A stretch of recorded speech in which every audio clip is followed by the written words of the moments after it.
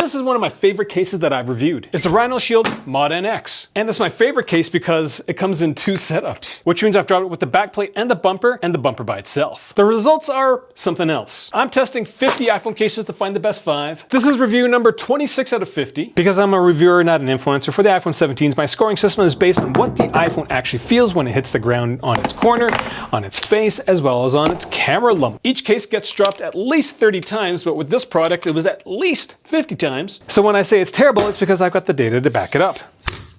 Now this is the only bumper case I've tested so far. Yes, there is one for the iPhone Air, but they don't have it for the Pro Maxes. Now if you do get this case, the first thing you're going to notice is that it feels quite smooth, but once your fingers get into it, the grip, the finish on this product is so good. Now as I said in my solid suit review, I really wish the solid suit had this finish because it is, I cannot state how great it is. Now this case does come in two parts. If you want to use the bumper, you have to snap it in to the edge of the bumper and then slap your iPhone case into it. Like any clear back case, fingerprinting is going to be an issue.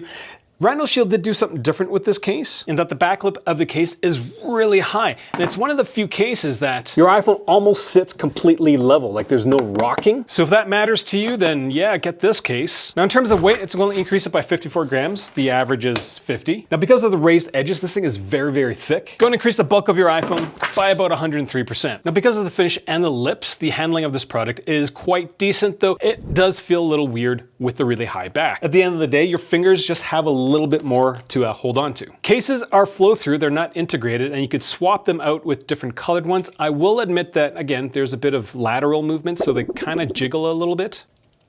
Can you hear that? The camera button is covered and you can definitely tell where it is on the edge, and the port cutout is extremely large on this model, but on the iPhone Air, the cutout is very, very tiny. This will only fit Apple size cables, this one will fit any size cables. The bottom of the case is so wide that if you're pinky propping it up, it's actually super comfortable. Now when it comes to a MagSafe, to pull things off, took 10.5 newtons, to push things off, took 15 newtons. That's 26% above average. Like the magnets are so strong that 26% can almost be a bad thing. Some accessories are really hard to take off, but that might not necessarily be a bad thing when it comes to, especially when it comes to car mounts.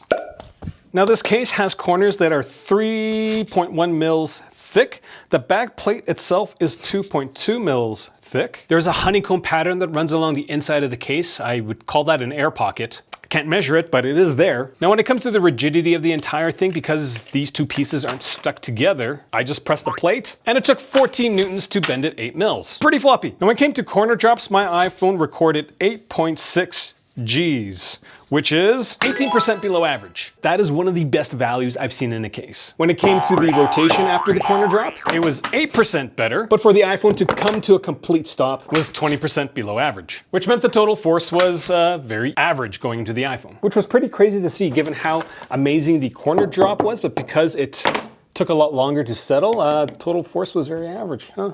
Now the lips on this case are very shallow, so screen access is amazing, but when you drop it like so, initial impact was 16% better than average, total force was 18% better than average, but like the corner drop, the settling rate was downright terrible. Here's where things got interesting.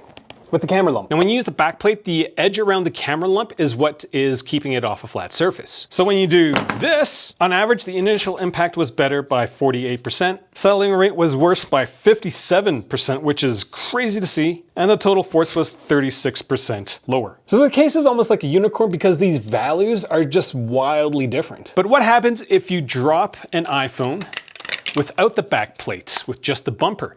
The camera lip is still, or your lenses are still protected barely. There's just enough clearance that your camera lenses aren't banging on a flat surface. So when you do that, the initial impact was 55% worse than average. The settling rate was 73% better than average. And the total force going into the iPhone was 18% better. So two completely different results. Between the two, you've got with the plate, without the plate.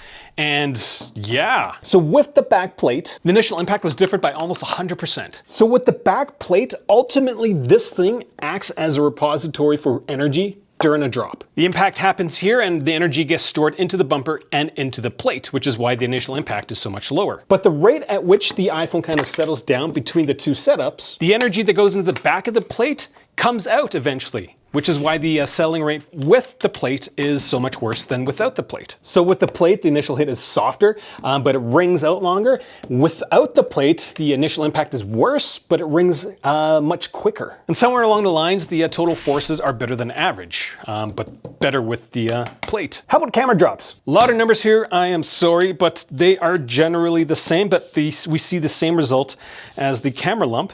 As with the plates, the amount of rotation, the iPhone doing this during a drop was much higher because the stored energy in the plate has to come out somewhere, much lower when it's just the bumper. The settling rate was almost the same and the total force was a little lower without the plate. So when it comes to corner drops, having a black plate or not doesn't really matter as much, but it definitely matters with the camera lump. So would I get this product if I wasn't a reviewer? I totally would. Again, the handling of this product is phenomenal. It was just really neat to see the difference in terms of how protective it was with or without the back plate. Should you guys get it?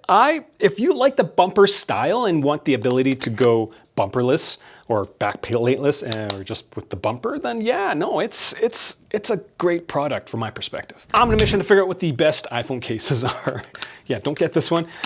If you haven't subscribed to the channel, make sure you do, because I'm going to be posting these case reviews as soon as I finish them, and I've been going as hard as I possibly can.